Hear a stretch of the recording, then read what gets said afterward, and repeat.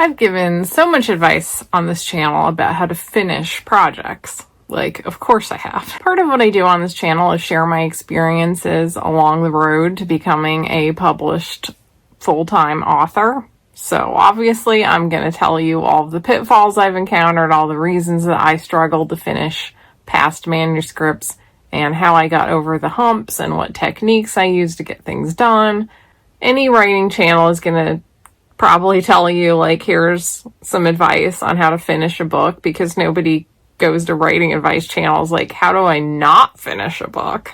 Everybody knows how to not finish a book. And I really struggled to finish things for years. So I really like helping my fellow creators kind of understand the reasons that we get these blocks and why it's hard to finish things, and help them get past that so that, like me, you will become somebody who finishes lots of things instead of someone who never finishes anything. But as I was talking about this, I got to considering all those many unfinished projects that I have, especially from when I was younger and I didn't finish stuff. And I started thinking, what if those weren't really mistakes on my part at all? What if not finishing things was an extremely important part of my development process along the way to becoming a writer? And I know that many of you are probably watching for some of that motivation and advice, reassurance, and practical tips on how to complete stuff, and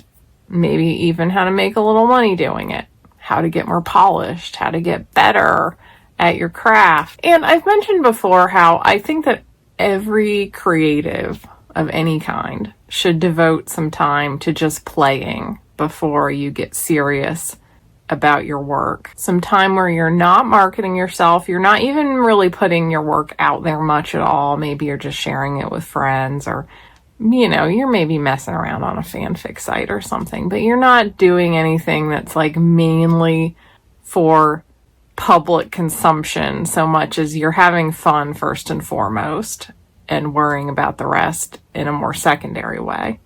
So I've talked about this broad concept before, that you need to play and have fun with your creative work before you start thinking about how to like really make something of it, if that's one of your plans. But even then, I've always assumed that along this journey, it's better if you're learning to finish things, even when you are just doing it for yourself. This is the first time that I started thinking about it, and I realized that maybe I'm a little wrong about that. Maybe it's not that important to finish things early on. So my own journey to becoming a writer who finishes things is that I didn't for, you know, the first, it depends on how you reckon the beginning of when I started writing, because I was writing something or other from the time I could pick up a pencil or pen.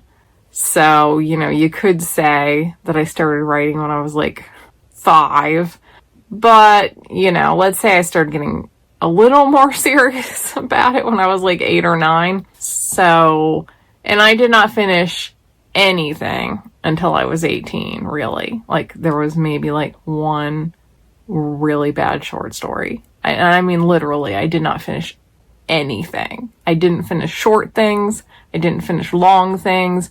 I didn't finish the comic books that I started. If it was a story, I did not finish it. Nothing. Endings were something that I never wrote. I could not get past the hump of how do you end a thing. And I know 18 is still pretty young, but it seemed like forever. And I had a friend at the time who had finished like multiple novel-length manuscripts. Now, one thing about me was also that I read widely in like every genre, fiction and nonfiction. I would go through the whole library. It wasn't a very big library, but you know, once a week we'd go to the library and I would like browse like the entire library and grab whatever just happened to interest me in that particular week. So when it came to fiction, I read everything that was there. First in the children's section, and then when I moved on to the adult section, I was reading, you know, by then I had honed my interests a little more, but I read classics, I read historical novels, I read fantasy, I read comic books. I was reading nonfiction of so many different subjects. I still like children's books, so I was still reading some of those. Like, I liked stories about people I could relate to. I liked stories about people that were extremely different from me. So I needed to figure out what kind of writer that I was. I needed to find my voice as a writer. And it wasn't very clear to me at that time what that was going to be, because I liked reading like everything. Was I going to be a commercial writer, a literary writer? Was I going to write like stories grounded in the real world? Or was I going to write fantasy? Was I going to do comic books instead? Was I going to write for kids, or was I going to write for adults, or both? Was I going to write like serious books with a lot of drama and like heavy stuff going on, dark stuff maybe? Or was I going to write something really goofy and funny? Because I liked all those things. I just did not know. So when I look through my notebooks, I can see myself experimenting with all kinds of different things, from books that were obviously a ripoff of the Babysitter's Club, books that had some horror elements, a book that was obviously trying to be the Mists of Avalon. I was just all over the place with what I was trying to do. Some of them were very goofy and funny. Some of them were very serious. And as I got into like my late teens and even my early 20s, I'd finished one book, but like still was not really finishing things very regularly. I started really kind of honing in on the kind of writer I am today, which is somebody whose first love is fantasy novels that are, you know, not completely epic, not like this thick epic, but like, you know, I like to follow the same characters for a fairly long time. I get very attached to my characters and I don't want to let them go. So I want to write books that are longer series that follow characters across multiple plot arcs. And I realized over time that I just really love writing fantasy rather than writing in the real world. And my tone is, I've written some things that lean more dark and serious, but I've realized that I get very depressed when I do this. So my tone is a little more like funny, and it can veer serious at times, but it kind of always goes back to characters supporting each other and like it generally being a place you would want to be. So I'd started to figure out that that was like my lane. And I was working on this book, this novel called On Borrowed Wings. And this book was at the time one that I thought like, this is going to be my first like real novel, like an epic fantasy novel. If you happen to have read my novel, The Broken Queen, the characters of Sairi and Tasha kind of had their origins in On Borrowed Wings. It was a different world and their circumstances were somewhat different, but those are still basically the two main characters of On Borrowed Wings is their personalities. So I think I came up with this book when I was like 16, and like I was working on it for years. When I was working in retail and like age 20, 21, I was still trying to get it done. I had like a manager who was actually reading it as I wrote it chapter by chapter, and really liked it. And that gave me this motivation, like, I gotta finish it so that Michelle can read the end. And I got to this point in the middle where I was so stuck. I had not plotted it. It had not really occurred to me to plot it out very well. All I had in mind was like certain key scenes that like when I got to them were gonna be so cool. But I didn't have a plan for how I was going to get to those scenes. I just knew like a whole lot of stuff was going to happen in the middle. It got very overwhelming. Now, I've given the advice a lot of times to like not try to do this when you're a beginning author, because for this very reason, it can be very difficult to seal the deal and like know how to write an epic fantasy, juggle all the characters and points of view and plot lines and the pacing of the thing. All of that is very hard, and it's no wonder that I did not finish this book. But at the same time, I think that looking back, as I was thinking about it, I think it was really good that I tried to do stories like this. I do think that it was good that I tried so many different things, because it did give me a lot of like entry points of experimentation. Like, you know, I look back and I laugh when I see a story I started and I wrote like 3 pages and then I abandoned it. But I can also usually see why I abandoned some stories so quickly versus the ones that I stuck with for many pages, because I was basically like getting to the point where I would abandon it as long as it stopped feeling like it was my story. It stopped feeling like it was my voice and the kind of thing I wanted to tell. So I would start a lot of things that like I would almost immediately realize that this isn't me. Like I got this idea from something and I'm playing with it, but I'm not going to play with it for long because I can just tell that it doesn't feel right. So I would abandon that, try something else, maybe try something even similar but with a slightly different angle to see if like, well, maybe that one didn't work, but maybe this one will. And it was through the course of so many false starts that I started writing things that were a little bit longer, that I got more invested in. I have one notebook that has like this very long story that is, when I look at it now, it's so boring, so bad, but I can still see a lot of the roots of later stories in this story, and I can see why I stuck with it. Like the main character had been brought back from the dead, and when I'm seeing how I like took his plot arc, and can see a lot of similarities with Dor and Doll Girl Meets Dead Guy in his situation and his reactions to what's going on. And I didn't even think of this stupid character when I was writing Doll Girl Meets Dead Guy at all. But, you know, like I was playing with ideas and seeing like, oh, okay, this idea, this kind of grooves with me. This story isn't good, but that idea is going to get lodged in the back of my mind and will be rejuvenated many years later. Also, like the overreach of On Borrowed Wings helped me to feel out just how much can I handle plot-wise. Obviously, this was too much for me at the time. I didn't tackle another book that was that ambitious again until I did write The Broken Queen, which in a way is finally fulfilling the story of Syrie and his lady. She was Maria in On Borrowed Wings, but now she's Tasha. But the character herself has a fairly similar personality.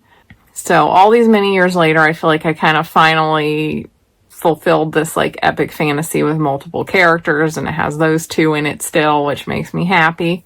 But in the course of trying something that I couldn't manage, I'd also learned like, okay, you can scale it back a little bit, but you know, that's kind of how you feel out what your limits are at the time, is by trying to do something that's maybe a little too big for you. I also think that playing so much with different types of stories and different types of voices made me a little bit more of a nimble writer, so that later on, when it did become my career and I had to keep thinking about the market, I was able to keep adapting and writing different types of stories fairly easily. And I think that it helped that when I was younger, I tried so many different things and so many different tones and voices and writing for different like age levels, funny, serious, all kinds of things. I think it gave my voice a certain flexibility that was very useful. And it also gave me a real grounding in what I like to do and what I really don't like to do, because I've tried it and I realize that it's not me. And also what I can do and what I can't do, because I've tried some things that I found out I can't really do. And this can be very useful when you're deciding what to take on. Like I've known some authors that took on like a work for hire projects. Those are like when like a book packager, for example, says like, hey, would you like to write a novel about this property? Like my friend Diana wrote the Clue novels and she had a blast with it, but I know that I would be terrible at doing that, both from the fact that I'm not very good at writing mystery plot lines, and also I'm not very good at writing to someone else's like basic concept of an idea. It's just not a talent that I have, and I partly learned that from just trying to like collaborate with other writers. That was something I tried to do when I was younger, and I was just always so bad at collaborative projects and like following someone else's ideas. And I've also tried to write mysteries. I'm very bad at them. I think it helps to know this is not my strength, nor is it what I enjoy.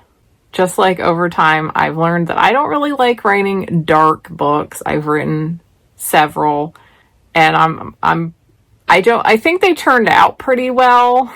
And the time I was writing them, like I was always feeling it at first, but then I would start getting depressed. Like I couldn't sustain the dark mood long enough to write a dark book. So like I've learned those things about myself as I've tried to do different things. And in a broad sense, if we look beyond writing, I think this is kind of like that debate about like hobbies. If you're one of those people that starts a bunch of different hobbies and doesn't see them through or ever really get like the master of any one technique, is that bad? And I am very much in the camp of no, I think that it's good to try lots of different things. And while it can be a disadvantage in life to be, the jack of all trades and master of none, there is also something to be said for having dabbled in a lot of different things, depending on what you end up doing. And I think that's true for like experimenting with different styles with your art. Maybe, kind of copying some different people you admire. Obviously not in a like, I'm going to publish a really derivative story kind of way, but just seeing like, does this general vibe suit me? Or does this? Like after making my video about how to finish a book and stressing the importance of focusing on things in order to finish a book, I guess I wanted to talk a little bit about the opposite, embracing the messiness, the unfinished chaos of your creative mind, and letting that run wild now and then, not beating yourself up over it if you have a lot of unfinished projects that you just never get back to, or struggling to finish things for some long period of time. Well, I think it is good to strive, if it's something you really care about, to strive to eventually learn to finish things effectively. If anything else, because it just feels a lot more satisfying to be able to finish projects. Especially in early stages, I think it can be really good to just dabble in lots of different things. Just embrace the messiness and explore different things. It is important to learn discipline and focus at some point if it is something you really want to do, but you don't have to. Most of us will not be remembered when we die anyway. You can just play around with your time on the planet to the extent that you're able as well. That's fine. And if you're just trying different things, don't beat yourself up over the chaos in your wake. It might eventually congeal into something that becomes really you, and then you do really learn to finish things. But it might be just what you need to start a bunch of stuff and not finish it. So I'd love to know your thoughts on the benefits of unfinished projects. How many unfinished projects do you think that you have? I'm going to say I have probably started 300 stories that I've never finished. That's just a complete guess, but we're not including comic books, just stories. And do you think that, starting things and not finishing them, has that helped you? If you are a habitual non-finisher, has that helped you to find your voice? Do you think that was actually maybe a good thing to leave a lot of stuff unfinished? I'd love to know your thoughts on this topic. Hi guys, Disheveled Editing Lydia here. I just wanted to give you a little life update. As many of you have seen, if you look at the YouTube community tabs, we lost our oldest cat, Betsy, this week. She was 18 and she had been suffering from arthritis for the last year and a half or so, limping. But she generally was always in really good health and good spirits other than that. In fact, the night before she died, we were working in the basement and she was wandering around with us and getting under her foot. And it was actually getting kind of annoying. But, she wanted to rub up against us and just kind of be her usual self. Of all the cats I've had, Betsy was the most attached to being around her people more than any other cat. But after that night, in fact, Dade went to bed with her and she was snuggling up with him and she seemed totally normal. And I actually woke up just a few hours after he went to bed and I found her laying in a chair near his bed, really unresponsive. And then I realized that she was laying in a puddle of her own urine. So I picked her up and I kind of wiped her off a little and I carried her to her food dish and she just she melted onto the floor and didn't really react to anything. So I was okay, she's obviously I don't know, she had a stroke or something happened. So I found a nice clean blanket and I bundled her up in that and I put her back on the chair and I called the vet. We have a mobile vet here and asked if they could come out and just let her go. So they did, and it was very peaceful. She never seemed like she was in any real pain or distress, just that she was really kind of out of it. And she would still kind of stretch her little toes a little when we would pet her like she normally does. So I could tell that she knew we were there with her. And I'd love to do a proper tribute to her, all the little photos and videos I have of her over the years, but I'm not quite ready to look at them all again. I love all of our cats, but certain cats are just like really extra special. And Betsy was one of those cats that just was so affectionate and so quirky. She had so many quirky little attributes and habits that were just so endearing and loving. I used to tell her that she was never allowed to die when I would be petting her throughout her whole life, because she was kind of my therapy cat. And I think the only thing that has made this a little bit easier for me is that in the last couple of years, she got really attached to Dade instead of me. And I didn't mind that because they were so cute together, but I actually think that has helped me to cope with her death a little, because she had already started to sort of withdraw from me being my cat to some extent, and that's probably good because I'm already pretty devastated. I had to let Peru out. So with that in mind, I don't think there's going to be a video next Sunday because I'm running behind on things because I just got a little emotionally knocked flat by that. And on top of that, if you follow the channel regularly, you'll know that I'm really trying to sell off a lot of our stuff and get it listed before the Christmas season hits, because we would like to move around like next late summer, autumn time, depending on when we actually find a place to move to. And, I want to make sure I get everything listed in like the window of Christmas. Like sales have dropped a lot from last year. So I want to get as much up as possible so that we at least catch the Christmas shoppers. So I have been deeply mired in eBay right now, and it's honestly pretty hard to focus on anything else, but I am still planning to have videos up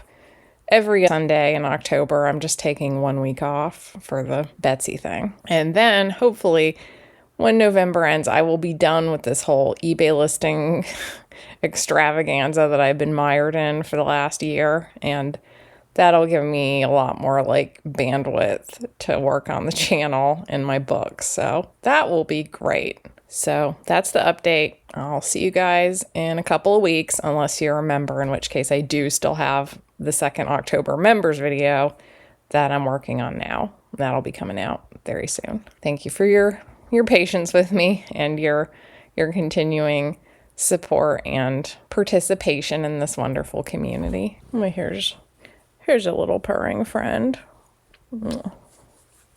Luckily, I have my other kitties to keep me distracted. If you're new here, my name is Lydia Foxglove, and I am a fantasy author. If you'd like to read any of my books, the Hidden Lands books are the books of my heart that I have been trying to get out there for so many years, and I'm finally writing books set in this fantasy world that's so dear to me. But the free book of the month, if you're more of a romance reader, is a very steamy retelling of Hansel and Gretel called Tasting Gretel. Hansel and Gretel come upon a cottage in the woods with the delectable smell of pastry, but the owner is not an old witch, but a handsome fey mage with, of course, a secret. So if you want to pick up any of my books, the links are in the description. If you'd like more from me, I have a Patreon and a Substack, as well as YouTube memberships, and subscribing to any of those gets you access to 2 bonus videos a month voted on by you guys, as well as access to my Discord server where we have a lot of great talk about writing and the creative life. Thank you so much for watching. Thank you for supporting the channel. If you'd like to, I post every Sunday at 3 p.m. Eastern if you'd like to catch my live chats, and I will see you next time. Bye!